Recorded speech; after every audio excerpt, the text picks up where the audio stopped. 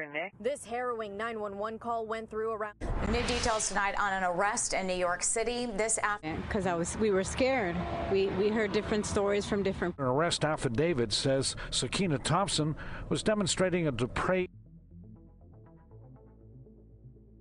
On the early morning of July 13th, 2022, in Tamarac, Florida, 28-year-old New York resident Sakiyna Thompson, 2 months pregnant at the time, flew into Florida and forced her way into the apartment of 23-year-old Kayla Hodgson. She stabbed the younger woman dozens of times, changed into the victim's clothes, walked out of the apartment like nothing had happened, and flew back to New York the same way she'd come. The cause of this calculated, brutal crime was a love triangle that a pregnant woman decided to end the only way she knew how, permanently. In this investigation, we're breaking down what pushed a pregnant woman to take a step this violent and this deliberate, and what that day ultimately cost everyone it touched. Kayla Hodgson was born and raised in Tamarac, a small city in Broward County, wedged between Fort Lauderdale and Coral Springs, the same place where, 23 years later, she would lose her life. Almost nothing about her childhood or teenage years survives in public records. No school stories, no early hobbies, no real details about her parents beyond a mother named Kayla Hodgson, whose name wouldn't surface publicly until years later in a courtroom. That silence preserves the sense of an ordinary life, unremarkable right up until the moment she became the subject of news investigations herself. I feel terribly bad that happened to her. Shayla Hernandez was horrified by the murder of her neighbor, identified by friends and family. By age 23, Kayla Hodgson was working as a waitress and bartender in Broward County nightclubs, specializing in VIP bottle service, a line of work that rewards people who are personable, good at putting others at ease, and able to hold up through long nights surrounded by other people's good time. Her former employer and friend, Swana Alphonse, later told the local NBC affiliate, NBC6, that Kayla was just really sweet, that she was the life of the party and always had something kind to say to the people around her. Alphonse said most of the club's staff were devastated by news of her death, especially the people who'd worked alongside her directly. Among the people who knew her, Kayla Hodgson had a reputation as a fashionista with a lot of personality. That's how her own family described her, stressing how willing she always was to help just about anyone who needed it. On social media, she ran an Instagram account under the handle One Princess K, an ordinary detail for a young woman in her line of work and at her age, a page where she shared pieces of her life, with no idea it would eventually draw the obsessive, unwanted attention of a total stranger. Sakiyna Thompson was born in Jamaica. By 2022, she was living in the Springfield Gardens neighborhood of Queens, New York, clear across the country from Tamarac, more than 1,000 miles away. She was 28 years old. Open sources say almost nothing about her early life, her education, or her career before this crime. Thompson's public biography effectively begins the moment her name became linked to Kayla Hodgson's. Her Jamaican background would later draw specific attention from Caribbean communities in New York and Florida. But as of 2022, she was someone no one outside her own small circle knew anything about. The only point of connection between these two women, living in different states with nothing else in common, was one man. He'd previously been in a relationship with Sakiyna Thompson, and at some point after that, he started seeing Kayla Hodgson. His name has never once appeared in any publication, court record, or interview across 3.5 years of public attention on this case. It's unknown where or how he met Hodgson, whether they worked together, whether their social circles overlapped, or whether they met by chance through mutual friends or at one of the same Broward nightclubs where she worked. It's also unknown whether he was even aware of the growing tension between the two women, or stayed entirely outside of it until it ended in tragedy. The absence of his name from the public record is notable on its own. Over 3.5 years from Kayla Hodgson's death to the final sentencing, dozens of reporters from local and national outlets covered every detail of this case, down to the specifics of Instagram surveillance and the exact content of courtroom arguments.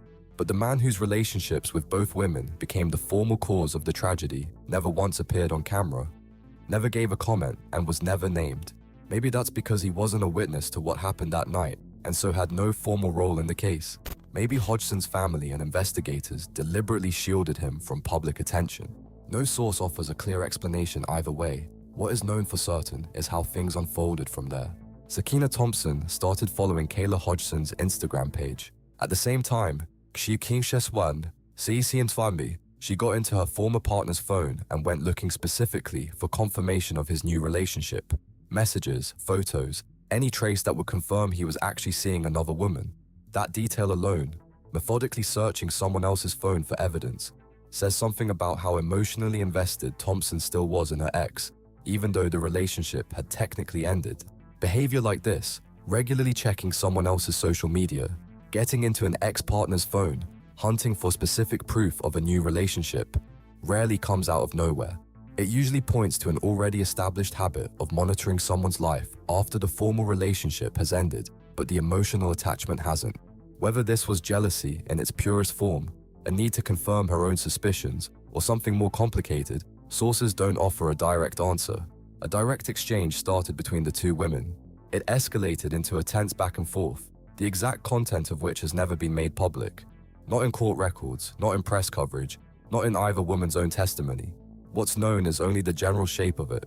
The tone of the messages was strained, and at some point, Kayla Hodgson made the decision to block Sakiyna Thompson on social media. For a young woman dealing with unwanted, persistent attention from her new boyfriend's ex, that move looks like a perfectly logical way to draw a boundary and shut down contact that was clearly causing her discomfort. For Thompson, though, based on everything that happened afterward, that block seems to have had the opposite effect. Instead of becoming the point where the conflict burned itself out, it appears to have become the final, decisive trigger. It's worth being precise here. No source quotes Thompson directly on what she actually felt in the moment she was blocked. That's an inference based purely on timing. The block came before the next step, not after. It's worth pausing on what else was happening in Sakiyna Thompson's own life during this period. By the time these events were unfolding, she was 2 months pregnant. Sources don't say who fathered that child, or whether Thompson was in a new relationship at the time, or on her own. That question has never been answered in any interview or any courtroom testimony. It's reasonable to guess that a pregnancy playing out against the backdrop of an unraveling conflict with an ex and his new girlfriend added emotional weight to the situation. But that can't be stated as an established fact. There's no direct evidence in the case materials connecting the two. What is known for certain is that shortly after being blocked, Sakiyna Thompson bought a plane ticket and flew from New York to Florida. Prosecutors would later point to that flight as key evidence of premeditation, an argument that would be dissected in detail at trial. But at this stage, before the day of the murder itself, it's worth pausing on something else. Between the decision to block an unwanted contact on social media and the decision to board a plane to cross more than 1,000 miles, there's an entire chain of internal decisions whose motives remain outside the boundaries of what's publicly known. What was actually going through Sakiyna Thompson's mind in the days between the block and the flight is a question we'll probably never have a direct answer to. No source produces any recordings, messages, or statements revealing her state of mind during that specific window of time. Before we go further, if this case has your attention, hit that like button. It tells us these are the stories worth telling. Subscribe so you don't miss the next investigation. And drop a comment. What's your read on this case so far? Now, back to it. On July 13th, 2022, at around 5 a.m., on Dispa Mamatiti Sam Faim, Sakiyna Thompson arrived at Tamarac Village Apartments in the 9300 block of Northwest 57th Street in Tamarac. She got there in a car booked through a fake Uber account, a profile registered under a name that wasn't her own, meaning it wasn't designed from the start to leave a direct digital trail back to her. Before getting out of the car, Thompson changed her appearance. She put on a wide-brimmed hat that completely covered the upper part of her face, a medical mask of the kind that had become familiar during the COVID-19 pandemic, and gloves. Each piece served a purpose. The hat hid her facial features and hair color. The mask covered the lower half of her face, and the gloves ruled out the possibility of leaving fingerprints on anything she touched. The fake Uber account alone tells you the decision to conceal her identity was made in advance, before she ever left her house or hotel room, not something improvised once she reached the apartment door. The complex's surveillance cameras caught the silhouette of a woman in that disguise standing outside a second-floor apartment door, the apartment where Kayla Hodgson lived. What exactly happened in the minutes that followed, inside that apartment, is something only one surviving person actually knows. Kayla Hodgson died in her own home, and the only account of how events unfolded once that door opened, or was forced open, comes from Sakiyna Thompson herself, an account that, by its very nature, can only ever be one side of the story. According to the version of events prosecutors would later present, Thompson caught Hodgson off guard, asleep or just waking up, and moved almost immediately into an attack, stabbing her dozens of times with a sharp object. This harrowing 911 call went through around 3 in the afternoon Thursday. That version rests on a combination of circumstantial evidence, the disguise, the fake account used to travel, and the early hour of the visit itself. 5:30 in the morning, a time when most people are still deeply asleep and least prepared to face an uninvited visitor, let alone an attack. Sakiyna Thompson's own version looks different. According to her, she went to Hodgson's apartment not intending to hurt her, but to talk to her face to face, as she later put it, woman to woman, about the man they'd both dated, even if not at the same time. The conversation, she said, turned physical. Hodgson allegedly struck her first, hitting her in the head and cutting her stomach with a piece of broken hookah glass that was in the apartment. After that, according to Thompson, she blacked out and doesn't remember what happened next, until she came to and found the murder weapon in her own hands, with Hodgson already dead. Between these two versions lies a gap that the facts available in open sources simply can't close. None of the publicly available case material specifies exactly what object was ultimately used to commit the murder. A shard of hookah glass, as Thompson described, or some other sharp object she brought with her, which is essentially what the prosecution argued, pointing to dozens of stab wounds whose scale is hard to explain as the result of a single shard used in self-defense by the victim. The official records available publicly don't include the results of any forensic analysis of the murder weapon. That part of the case remains closed off to outside observers. Thompson's claim of a memory blackout is just as impossible to verify, losing consciousness in the middle of a physical confrontation, then coming to directly next to the victim's body with the murder weapon in hand. That's a scenario neither confirmed nor disproven by any medical or expert evidence available in open sources.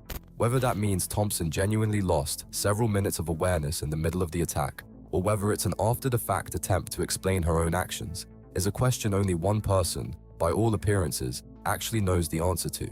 What can be said with certainty, based on the evidence that has been gathered, is that Kayla Hodgson suffered a large number of stab wounds. Dozens, not a single strike. That number of wounds rarely fits the classic profile of instant self-defense, where someone lands one or a few blows to stop an attacker and break free. Dozens of wounds points, instead, to violence that stretched out over time, seconds turning, possibly, into minutes, rather than a short burst of defensive reaction. That's not a medical finding, obviously, and it doesn't substitute for forensic analysis this investigation doesn't have direct access to. But that gap between the self-defense narrative and the sheer scale of the injuries remains one of the central tensions running through this entire case. No one could see or hear what happened in those minutes inside the apartment except the two people involved, and one of them can no longer tell her side. A separate, unresolved question is how Thompson got inside the apartment in the first place. Open sources don't say whether the lock was forced, whether the door had accidentally been left unlocked, or whether Hodgson herself opened the door to a stranger in a mask and hat in the pre-dawn hours, which, on its face, seems extremely unlikely given how the visitor was dressed. No case material points directly to signs of forced entry. That means both the theory of sudden entry, catching a sleeping victim off guard, and the theory of the victim voluntarily opening the door, followed by a conversation that turned violent, remain technically possible given what's publicly known. What is known for certain is the language investigators used to describe Thompson's actions. In the documents that form the basis for the charges, her conduct is described as that of someone demonstrating a depraved mind and utter disregard for human life, carried out with premeditated intent to cause death. That's standard legal language for a first-degree murder charge, but its presence in the case underscores how investigators viewed what happened from the very beginning, not as a tragic accident that spiraled out of control, but as a planned act. What Hodgson's apartment looked like when it was discovered, open sources describe only sparingly. Her body was found lying in a pool of blood that had spread across the floor, a detail that, on its own, speaks to the scale of blood loss, and by extension, to the severity and duration of the injuries inflicted. More detailed descriptions of the scene, the position of the body, the state of the furniture, signs of a struggle in different rooms of the apartment, don't appear in any publicly available material. Those details, it seems, remain sealed within the criminal case file, out of public reach. No neighbor ever reported hearing screaming, sounds of a struggle, or any other warning signs coming from Hodgson's apartment that morning. At least, no such witness appears in any open source. Life in the complex went on as usual. Kayla Hodgson's body wasn't discovered until much later. Around 3 p.m. that same day, July 13th, it was found by Revelto Robinson, who happened to be inside the apartment. He saw Hodgson lying in a pool of blood and immediately called 911. What exactly brought Robinson to the apartment at that moment? A planned visit, concern over losing contact with Hodgson, or some other reason, isn't specified in open sources. By the time paramedics arrived, there was nothing left to save. Kayla Hodgson was pronounced dead at the scene. Roughly 10 hours passed between the attack, believed to have happened around 5 a.m., and the discovery of her body, nearly half a day during which the victim's body remained completely alone in the apartment, while Sakiyna Thompson, by that point, was already long gone from the complex. After leaving the apartment where Kayla Hodgson's body remained, Sakiyna Thompson didn't call 911 and didn't call police. Her own explanation for that, given years later, comes down to a single word: fear. Instead of getting help, she did the opposite. She tried to erase what had happened. By her own account, she used wet wipes and paper towels to clean blood off some of the surfaces in the apartment, an effort that, based on the state of the scene when it was found, was at best only partially successful. She then took off her own clothes, which obviously carried traces of blood, and changed into clothing that belonged to the woman she'd just killed. She threw her own clothes away, apparently somewhere nearby, without making much effort to dispose of them more carefully outside the complex. That choice on its own, leaving the murder scene in the victim's clothes rather than in something prepared in advance or neutral, looks like a decision made in a hurry, under pressure to get out of that apartment immediately, rather than part of a carefully planned exit strategy. To leave the complex, Thompson used the same fake Uber account she'd used to get there. The car took her back to the hotel where she was staying during her Florida trip. From there, based on how events unfolded afterward, she apparently flew back to New York in short order, returning to the same Springfield Gardens neighborhood in Queens she'd left just days earlier. To any outside observer at the airport or on the flight, she would have looked like any other passenger heading home from a short trip. No source reports that anyone in Thompson's circle in New York noticed anything unusual about her behavior in those days, or suspected any connection between her recent Florida trip and the murder making headlines back home. While Sakiyna Thompson made her way back to New York, an entirely different part of this story was unfolding in Tamarac. Family and friends of the woman who died quickly showing up, some embracing while others anxiously waited for answers. Kayla Hodgson's body was found around 3 p.m., and within hours, news of her death began spreading among the people who knew her: co-workers, friends, neighbors in the complex. Words from people living near the scene of the tragedy captured the atmosphere of those first hours and days. Hodgson's neighbor in the complex, Frederick Thomas, giving an interview the day after it happened, talked about the need for justice and for finding whoever did this, describing what happened simply as a life cut short too soon. On July 14th, just a day after the body was found, Kayla Hodgson's friends and family gathered for a candlelight vigil in Hollywood, Florida, near Tamarac. That gathering happened well before there was any official name attached to a suspect. Neither investigators, nor the family, nor anyone at the vigil itself knew at that point who was behind the murder. We heard different stories from different people, and I happen to live on the floor above her, so I'm very happy. It makes me feel a lot better and more secure that they finally arrested somebody. One of Hodgson's friends, interviewed by a local news station in those days, said the uncertainty was maddening, that none of the people close to her understood who could have done this or why. At this stage, the investigation was being carried out by the Broward County Sheriff's Office. Detectives worked with whatever data they had available.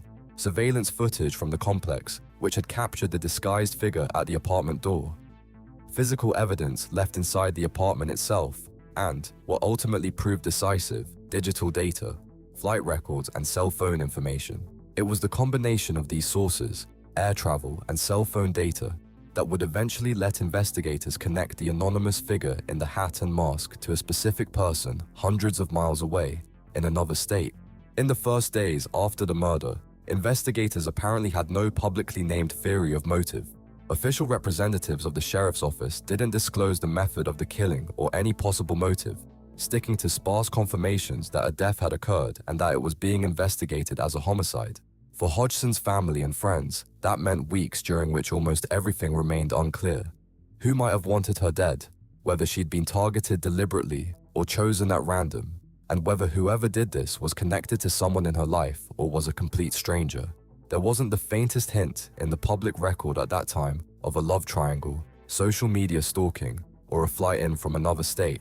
That part of the picture would only emerge much later, once investigators had gathered enough to bring formal charges. Faced with grief and the practical demands of a funeral at the same time, Hodgson's family set up a fundraiser through a crowdfunding platform shortly after Kayla's death, a common step for a family burying a loved one while the person responsible hasn't yet been identified, and burial costs can't wait for an investigation to finish. Fundraisers like that became, for many of Hodgson's friends, one of the only available ways to support the family through the weeks when the only thing anyone could do was wait for news from investigators. Local media began covering the case almost immediately after the body was found. NBC6, South Florida, and the local outlet Tamarac Talk were among the first to report on the death of a young woman in a Broward County apartment complex, citing sparse official comments from police and statements from people who knew the victim. Open sources don't specify exactly how long it took investigators to identify a suspect, but one key date is on record: July 25, 2022. 12 days after the murder, detectives with the Broward County Sheriff's Office obtained an arrest warrant for Sakiyna Thompson. Issued for 28-year-old Sakiyna Thompson. She was arrested on Wednesday in New York City. By that point, investigators already had enough grounds to formally name her a suspect in a first-degree murder. Getting the warrant, though, didn't mean an immediate arrest. Thompson was in another state at the time, outside Broward County's jurisdiction, which meant her actual arrest would require cooperation from law enforcement in New York. What followed was a pause of several more days, a period during which the warrant already existed, but the person it named remained free, apparently going about her normal life in Springfield Gardens, seemingly unaware that her location had already been identified. New details tonight on an arrest in New York City. This after a young woman was killed last month inside her apartment in Tamarac.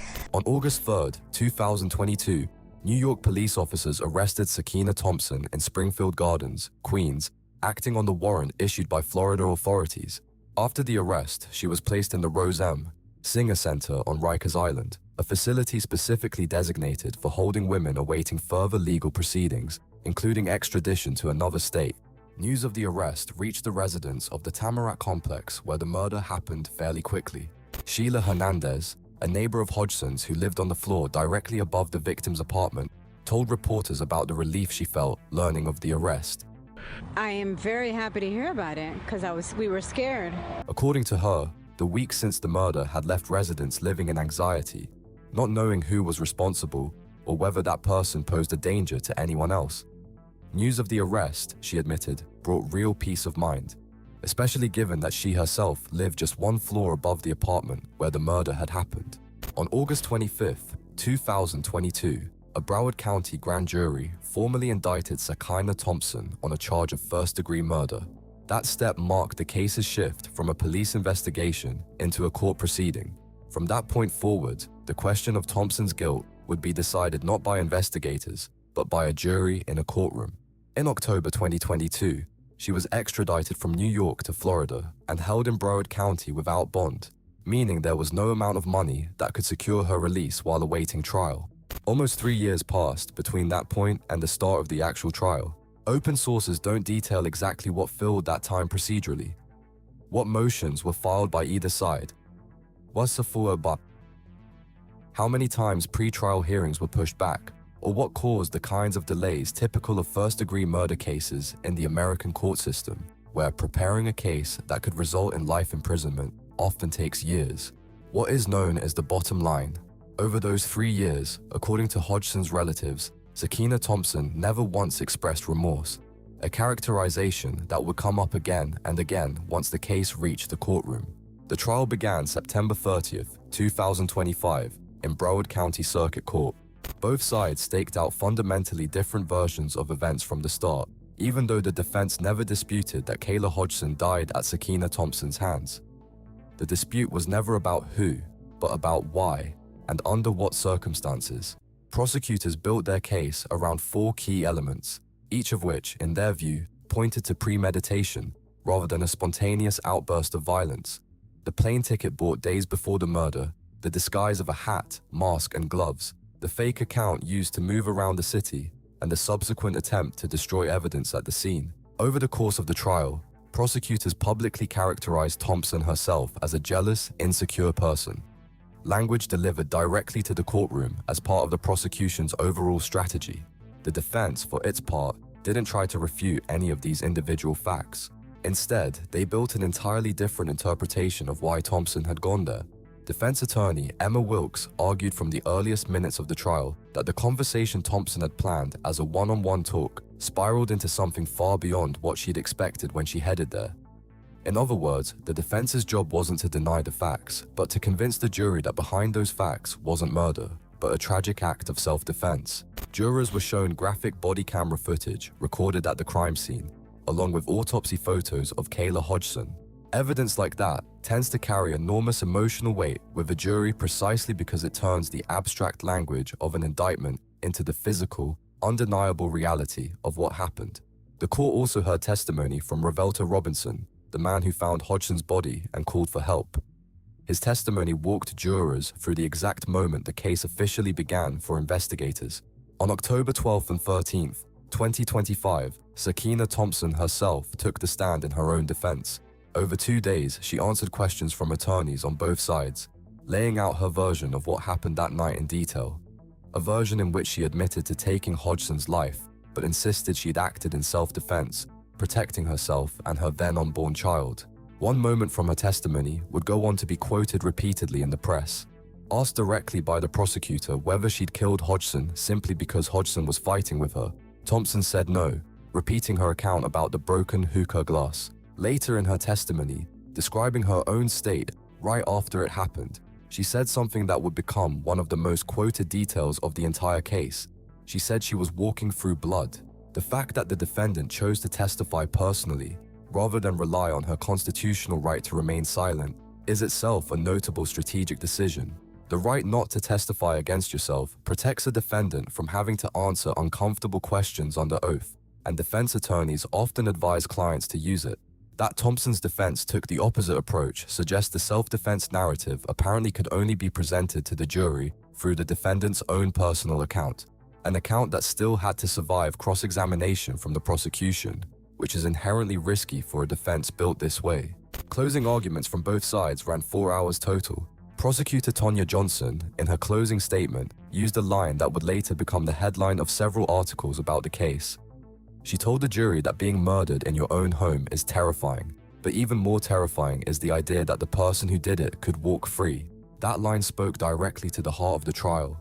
This wasn't just about restoring justice for the victim, but about not letting a self-defense narrative diminish the sheer scale of violence that had been inflicted.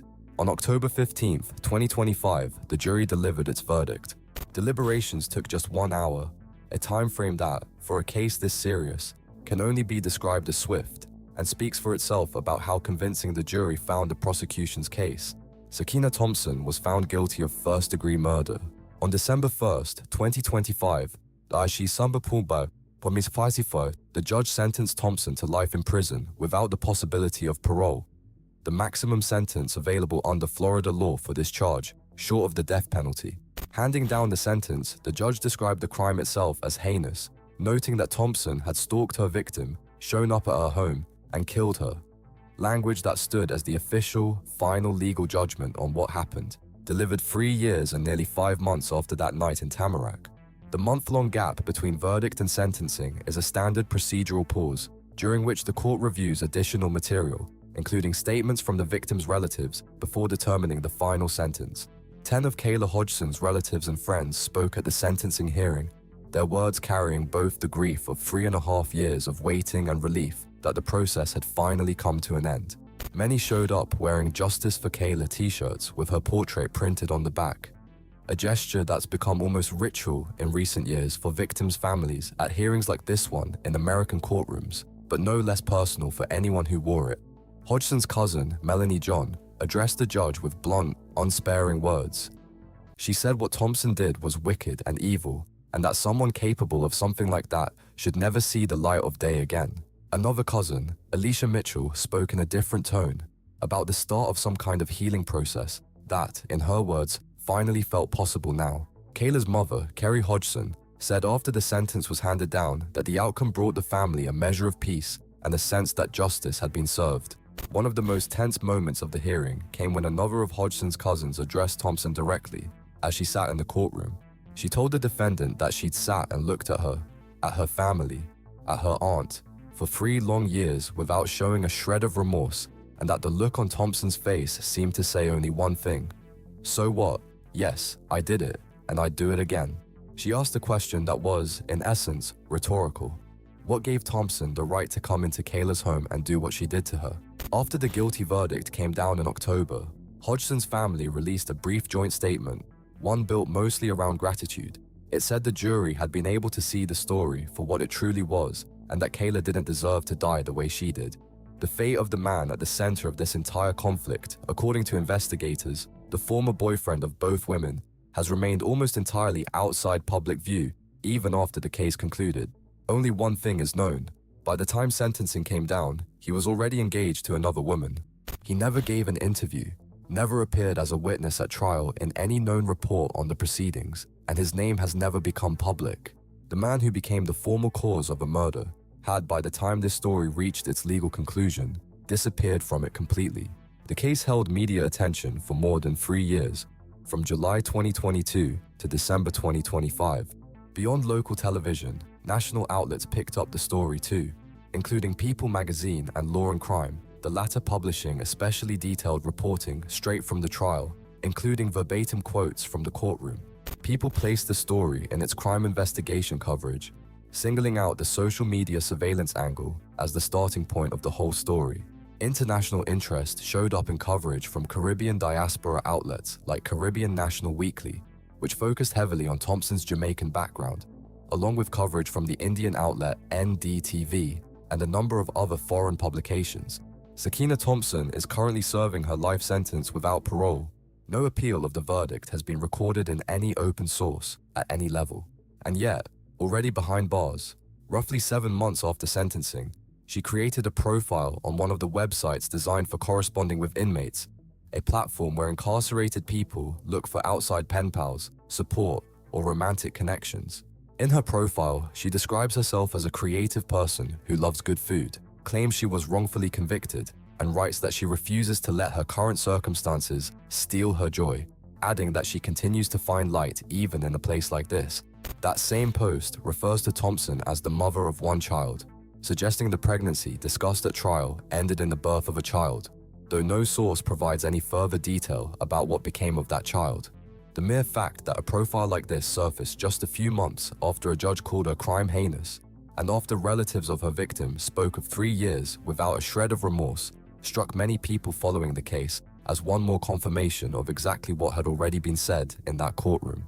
A woman convicted of a premeditated murder and sentenced to life in prison is now publicly presenting herself as someone wrongly stripped of her freedom, looking for outside attention and support.